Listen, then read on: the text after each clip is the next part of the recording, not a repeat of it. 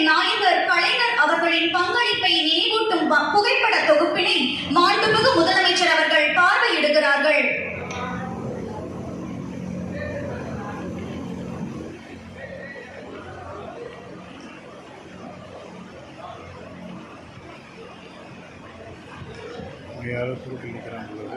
மாண்புமிகு தமிழ்நாடு முதலமைச்சர் அவர்களுக்கு நிறுவனங்களின் நாயகர் நினைவு பரிசினை மாண்புமிகு குறு சிறு மற்றும் நடுத்தர தொழில் நிறுவனங்கள் துறை அமைச்சர் அவர்கள் அளித்து மரியாதை செய்கிறார்கள்.